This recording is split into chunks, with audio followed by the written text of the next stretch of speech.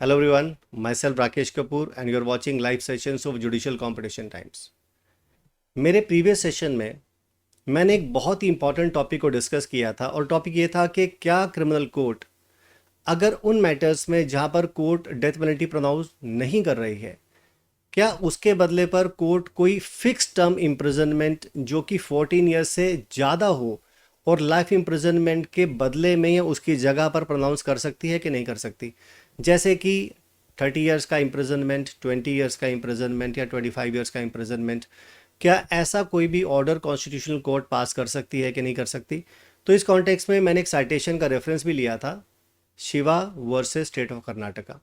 लेकिन काफ़ी सारे लोगों ने रिक्वेस्ट किया था कि सर प्लीज़ इस साइटेशन को डिटेल में डिस्कस कीजिए और इसके फैक्ट्स और आर्गूमेंट्स दोनों पार्टी की तरफ से क्या हुए थे और कोर्ट ने अल्टीमेटली क्या हेल्ड किया था, तो सर प्लीज़ उसको डिस्कस कर लीजिए। तो आज मैं इसी साइटेशन को डिटेल में आपके साथ लेकर आया हूं और डिस्कस करूंगा इस पूरे साइटेशन को along with the actual judgement which is pass by the honourable supreme court.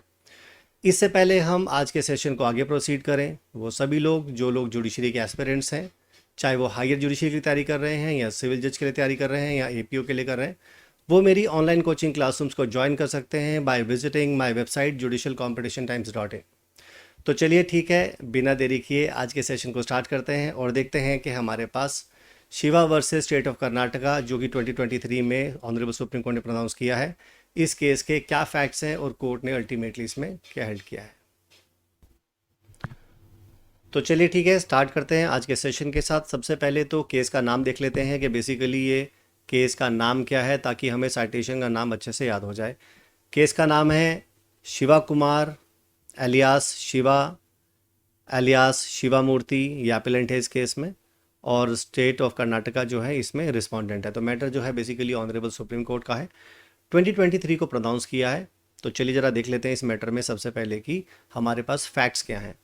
Facts जो है इस जजमेंट के पैराग्राफ नंबर 14 में मेंशन किया है, तो मैं काम करता हूँ सिंपली वहीं पर स्विच कर जाता हूँ। तो हम आ गए हैं पैराग्राफ नंबर 14 पर। 14 में उन्होंने ये कहा कि जो फैक्ट्स हैं केस के वो इस तरह से हैं कि ये जो डिजीज़ थी, जो मृतका है इस केस में, वो एक मैरिड वेमेन थी और एक आईटी कंपनी में काम करती थी जो कि बेंगलुरु में सिचुएटेड थी। काम का नेचर ऐसा था कि लेट नाइट भी हो जाता था, कभी कभार सुबह भी हो जाती थी, और कंपनी ने उनको कन्वेंस के लिए कुछ कार प्रोवाइड की हुई थी जो अलग अलग रूट्स पर चला करती थी। ये जो डिजीज्ड मृतका है ये रूट नंबर 131 फॉलो करती थी, और इस केस का जो एक्यूज है उस पर्टिकुलर डे पर, जिस समय पर रात को मृतका करीब 2 बजे वहाँ से निकलने लगी, तो एक्यूज ने कहा कि 131 की जो कार है, उस रूट की जो कार है वो अवेलेबल नहीं है, जो रूट अवेलेबल है वो है 405 की, तो मैं तुमको ले चलता हूँ। तो उसने उसको साथ में लिया और चल पड़ा। उसके बाद क्या हुआ कि एक मिसिंग रिपोर्ट दर्ज करवाई गई कि वो लड़की जो है अपने घर पर नहीं पहुंची। पुलिस ने सर्च अपॉन किया, बाद में पता चला कि उसकी बॉडी मिली और बॉडी के पास ही उसके कपड़े भी मिले और उसके शूज़ वगैरह भी मिले। उसके बाद इस एक्यूज पर्सन को गिरफ्तार कर लिया गया इस मैटर में, क्योंकि उसी की कार में गई थी और उसको ही जिम्मेदारी इस बात की थी कि वो बताए कि डिजीज कहाँ चली गई। लोअर कोर्ट में उसका ट्रायल चला। लोअर कोर्ट ने उसे लाइफ इम्प्रिजनमेंट, जो उसकी नेचुरल लाइफ थी, उसका सेंटेंस पास कर दिया। उसके बाद उसने उसको चैलेंज किया हाई कोर्ट में, और हाई कोर्ट में जो उसने अपील फाइल किया उसने कहा कि ये ऑर्डर जो है लोअर कोर्ट का गलत है, और स्टेट ने भी उस कॉन्टेक्स्ट में सेंटेंस को बढ़ाने के लिए, एनहांसमेंट के लिए अपील फाइल किया, लेकिन हाई कोर्ट ने दोनों ही सेंटेंसेस को डिसमिस कर दिया, उनको रिजेक्ट कर दिया था। तो उसके बाद फिर एप्लेंट जो है इस मैटर को लेकर ऑनरेबल सुप्रीम कोर्ट के सामने आया। अब ये मैटर ऑनरेबल सुप्रीम कोर्ट के सामने आया। अब ऑनरेबल सुप्रीम कोर्ट ने इस मैटर में क्या किया, जरा वो देख लेते हैं। तो शुरुआत से स्टार्ट करते हैं। सबसे पहले तो देख लेते हैं कि कौन कौन से सेक्शंस इस एक्यूज पर्सन के अगेंस्ट लगाए गए थे। तो यहाँ पर उन्होंने कहा है कि एक्यूज पर्सन को कन्विक्ट किया गया था अंडर सेक्शन 366, सेक्शन 376 और सेक्शन 302 ऑफ आईपीसी के लिए, और जो लर्नेड सेशन जज थे उन्होंने उनको कन्विक्ट कर दिया, रिगरस इम्प्रिजनमेंट दिया for the rest of his life, यानी कि जो भी उसकी नेचुरल लाइफ थी उसके लिए उसे कन्विक्ट कर दिया गया। उसके बाद वो पर्सन हाई कोर्ट में गया, उसने कन्विक्शन को चैलेंज किया। स्टेट गवर्नमेंट ने भी अपील फाइल किया for the enhancement of the sentence, लेकिन हाई कोर्ट ने, जैसे कि मैंने आपको अभी बताया, दोनों ही अपील्स को ही डिसमिस कर दिया। और उसके बाद फिर ये एक नोटिस ऑनरेबल सुप्रीम कोर्ट ने, जब उन्होंने अपील फाइल किया तो दूसरे रिस्पोंडेंट को यानी कि गवर्नमेंट को नोटिस जारी किया इस अपील को एपेलेंट के द्वारा फाइल करने के बाद। अब दोनों पार्टीज़ ने अपनी अपनी आर्गूमेंट्स किए। सबसे पहले एपेलेंट ने क्या आर्गूमेंट्स किए, सबसे पहले वो देख लेते हैं। वहाँ पर उन्होंने ये कहा, एपेलेंट ने कहा कि जो कॉन्स्टिट्यूशनल कोर्ट है वो लाइफ सेंटेंस ग्रांट कर सकती है for the entirety of the life और फॉर द स्पेसिफिक पीरियड, लेकिन ये उसी केस में हो सकता है जहाँ पर डेथ पेनल्टी को कम्यूट किया गया हो। और एक्यूज पर्सन ने कहा कि मेरे वाले केस में तो मुझे डेथ पेनल्टी दी ही नहीं गई, तो मुझे जब डेथ पेनल्टी दी ही नहीं गई तो मेरे वाले केस में तो फिक्स टर्म प्रोनाउंस नहीं किया जा सकता, जैसे कि 20 ईयर्स या 30 ईयर्स अगर कोर्ट प्रोनाउंस करना चाहती है तो नहीं कर सकती। उसका जो मैक्सिमम टर्म है वो 14 ईयर्स है, वो ऑलरेडी अंडरगो कर चुका है, इसलिए उसको छोड़ देना चाहिए, ऐसा सबमिशन एपेलेंट ने कहा। उसने कहा कि मेरे वाले केस में डेथ पेनल्टी कहीं पर भी इम्पोज नहीं की गई थी और कोर्ट के पास पावर नहीं है कि मुझे कोई भी मॉडिफाइड सेंटेंस का मतलब होता है कोई भी fix term sentence life imprisonment को मॉडिफाई करके अगर कोर्ट पास करना चाहती है तो कर सकती है। तो यहाँ पर एपेलेंट ने कहा कि मेरे वाले केस में कोई भी fix term sentence life imprisonment की जगह पर 14 ईयर से ज़्यादा पीरियड के लिए एक मॉडिफाइड सेंटेंस के फॉर्म में मेरे केस में अप्लाई नहीं होता, और मुझे 14 ईयर्स के बाद, क्योंकि मैं अपना टर्म अंडरगो कर चुका हूँ, तो मुझे छोड़ देना चाहिए। उसने कुछ केसेस का भी रेफरेंस लिया, जैसे कि स्वामी श्रद्धानंद वाला केस था जिसको Murli Manohar Mishra versus state of Karnataka वाले केस से भी जानते हैं हम लोग। इसके अलावा उसने एक श्रीहरन वाले केस पर भी कोर्ट का अटेंशन ड्रॉ किया और उसने कहा कि हमारे वाले केस में कहीं पर भी ऐसा नहीं है कि डेथ पेनल्टी दी गई हो और डेथ पेनल्टी को कम्यूट करके मुझे फिक्स टर्म देने के बारे में कहीं भी प्रोविज़न हो, तो मेरे केस में वो अप्लाई नहीं होता।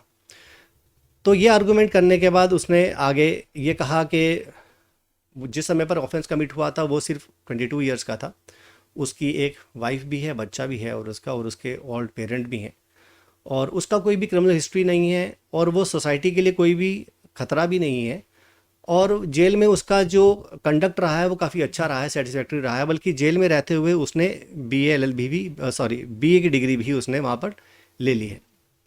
और उसने आगे ये भी कहा कि उसने ऑलरेडी लगभग 17 साल और 2 महीने जेल में काट चुका है, और जहाँ तक कॉम्यूटेशन ऑफ सेंटेंस में जो टाइम पीरियड दिया है वो नॉट मोर देन 14 ईयर्स है, तो उसके हिसाब से उसका टर्म पूरा हो चुका है, तो उसको छोड़ देना चाहिए। लेकिन स्टेट ने, जो कि रिस्पोंडेंट थी इस केस में, उसने कहा कि कॉन्स्टिट्यूशनल कोर्ट्स कहीं पर भी पावरलेस नहीं है।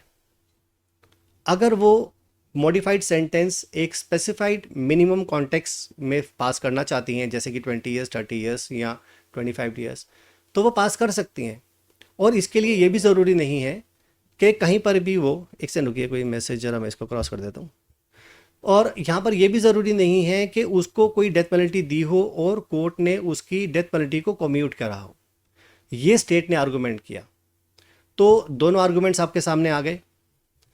इसके बाद क्या हुआ, कोर्ट ने कहा आगे कि हमारे व्यू में जहाँ तक आईपीसी का सवाल है और सेक्शन नंबर 53 का सवाल है, वहाँ पर पनिशमेंट्स हमारे पास डिफरेंट काइंड्स की दी हुई हैं। जैसे कि 5 तरह की कैटेगरी बताई गई है, जैसे death penalty, imprisonment for life, इसके अलावा फॉरफीचर ऑफ प्रॉपर्टी, फाइन, और सिंपल इम्प्रिजनमेंट, जो कि रिगरस भी हो सकता है, सिंपल भी हो सकता है, ये वाले दिए गए हैं। और जहाँ तक लाइफ का सवाल है, और लाइफ का मतलब है कि life until the end of the life of that accused person, यानी जो भी उसकी नेचुरल लाइफ है वो उसकी नेचुरल लाइफ होती है। तो यहाँ पर उस पर्सन को 14 ईयर्स पे छोड़ने का कोई टर्म बनता नहीं है, और ये पर्सन को तभी रिलीज़ किया जा सकता है जब उसका सेंटेंस कम्यूट करे अप्रोप्रिएट गवर्नमेंट। इस केस में अप्रोप्रिएट गवर्नमेंट ने कोई सेंटेंस को तो कम्यूट किया नहीं, तो फिर उसका 14 ईयर्स तक छोड़ने का तो कोई सवाल पैदा नहीं होता।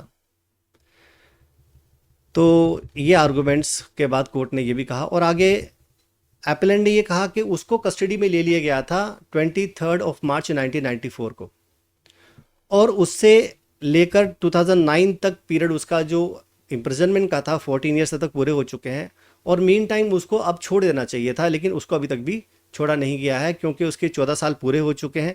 उसके बावजूद भी आज भी वो जेल में है, तो उसको छोड़ देना चाहिए। तो कोर्ट ने कहा कि अगर कोर्ट ने आगे क्वेश्चन ये रेज किया कि अगर मान लो स्टेट गवर्नमेंट या सेंट्रल गवर्नमेंट अगर उस पर्टिकुलर सेंटेंस को कम्यूट नहीं करती, तो फिर उसको जेल में रखने का क्या प्रोविज़न है? क्या उसको जेल में रखें, या उसके सेंटेंस को हम एनहांस करके फिक्स टर्म के लिए लेकर आएँ, या उसको अंडरगो पूरी लाइफ करना पड़ेगा? तो अब जरा यहाँ पर पहले देख लेते हैं उन्होंने क्या बोला है। The answer lies in breaking this standardisation that in practice renders the sentence of life imprisonment equal to imprison for a period of not more than 14 years, in making it clear that the sentence of life imprisonment, when awarded as substitute for the death penalty, would be carried out strictly as directed by the court. यहाँ पर उन्होंने कहा कि अगर मान लो court ने कोई भी डेथ पेनल्टी दी होती और उसको कम्यूट किया जाता, तब कोई स्पेसिफिक टर्म के लिए कोर्ट सेंटेंस पास कर सकती थी, जो कि section number 433A of CRPC के हिसाब से एक फिक्स टर्म हो सकता था, जिसका टेन्योर 14 ईयर से ज़्यादा होना चाहिए था। अब यहाँ पर उन्होंने आगे लास्ट में जो बेसिकली हेल्ड किया, बीच में तो बहुत सारे डिस्कशन किए गए हैं, मैं उनको यहाँ पर डिस्कस नहीं कर रहा हूँ, अदरवाइज वीडियो बहुत लंबा हो जाएगा। तो लास्ट में कोर्ट ने क्या हेल्ड किया, जरा वहाँ पर आ जाते हैं। पैराग्राफ नंबर 16 में कोर्ट ने हेल्ड किया, वो कहते हैं this is one case where constitutional court must exercise the power of imposing a special category of the modified punishment. यानी कि इस पर्टिकुलर केस ये बेस्ट एग्जाम्पल है जहां पर कोर्ट मॉडिफाइड पनिशमेंट प्रोवाइड कर सकती है अगर कोर्ट चाहे तो। Court while considering the possibility of reformation of accused must note that showing undue leniency in such brutal case will adversely affect the public confidence in the efficacy of the legal system। उन्होंने कहा कि अगर मान लो हम उसकी तरफ कोई भी लीनेसी शो करें तो समाज में कोई अच्छा मैसेज नहीं जाता, वहाँ पर लोग इंस्पायर्ड होंगे कि चलो ज़्यादा क्या होगा, 14 साल के बाद हम छूट ही जाएंगे। और अगर लीगल सिस्टम में उसको पहले छोड़ दिया जाए इस तरह से, तो एक अच्छा मैसेज नहीं जाता। The court must consider the right of the victim as well. लेकिन हाँ, विक्टिम के राइट्स को भी देखना पड़ेगा। After having considered these circumstances we are of opinion that this is a case where fixed term sentence for a period of 30 years must be imposed. तो court ने last में ये कहा कि चाहे आपको उस एक्यूज को डेथ पेनल्टी कम्यूट करके ना भी रखा गया हो, यानी उसको डेथ पेनल्टी ना दी गई हो और डेथ पेनल्टी कम्यूट ना भी की हो, उसके बावजूद भी अगर उस पर्सन को लाइफ इम्प्रिजनमेंट दिया गया था, तो हम उसको एक फिक्स टर्म जो कि 14 ईयर्स से ज़्यादा हो सकता है वो प्रोनाउंस कर सकते हैं। और इस केस में कोर्ट ने उसको 30 ईयर्स का इम्प्रिजनमेंट दिया। तो अल्टीमेटली नटशेल में पूरी बात निकली क्या? तो हमारे पास एक केस है श्रीहरन का case, union of India versus Sriharan. उस केस में बेसिकली हुआ ये था कि जिसको डेथ पेनल्टी एक्यूज पर्सन को दी गई थी और उसे कम्यूट करके लाइफ में कन्वर्ट किया गया था, और लेटर ऑन कोर्ट ने कहा था कि इसकी टेन्योर को हम होल लाइफ की जगह पर 20 ईयर्स या 25 ईयर्स या 30 ईयर्स के लिए कम्यूट कर सकते हैं। तो एक्यूज पर्सन ने इस केस में ये कहा था कि उसको तो डेथ पेनल्टी दी नहीं गई थी, तो उसके केस में आप फिक्स टर्म नहीं कर सकते, उसको 14 साल के बाद छोड़ देना चाहिए। तो इस केस में कोर्ट ने कहा है कि नहीं, डेथ पेनल्टी देने का रिक्वायरमेंट नहीं है। अगर लाइफ भी दिया है तो भी हम एक पर्टिकुलर टाइम पीरियड फिक्स कर सकते हैं, 20 ईयर्स एंड 25 ईयर्स, और उस पर्सन को कोई भी रेमिशन उस टाइम पीरियड से पहले नहीं मिलेगा। यहाँ पर जो इंपॉर्टेंट बात है वो ये है कि अगर उसको कोई भी रेमिशन अगर मिलेगा तो वो तभी मिल पाएगा जब वो 25 साल या 20 साल या 30 साल जो भी कोर्ट ने ये जो फिक्स टर्म प्रोनाउंसमेंट किया है उसके पास होने के बाद ही वो रेनुमरेशन किसी भी तरह का अगर कहीं कंसेशन लेना चाहता है या किसी तरह का कोई भी रेमिशन लेना चाहता है, तो रेमिशन तभी मिलेगा जब वो फिक्स टर्म अंडरगो कर लेगा जेल में। तो ये बड़ा इंपॉर्टेंट साइटेशन है, और उन सभी मामलों में जहाँ पर लाइफ इम्प्रिजनमेंट दिए गए हैं वहाँ पर ऐसा फिक्स टर्म दिया जा सकता है, looking into the gravity of the case. तो नॉर्मली कोर्ट उन तरह के मैटर्स में जहाँ कोर्ट को ये लग रहा हो कि नहीं, मुझे यहाँ पर डेथ पेनल्टी नहीं देनी चाहिए, लेकिन अगर हम उसको 14 ईयर्स के बाद छोड़ रहे हैं तो उतना टाइम पीरियड कम है, और कोर्ट को लग रहा है नहीं, समाज को एक ऐसा मैसेज भी देना चाहिए कि नहीं भाई, ऐसा नहीं है कि 14 साल के बाद छूट जाओगे, हम तुम्हें 30 साल 25 साल की भी सज़ा दे सकते हैं।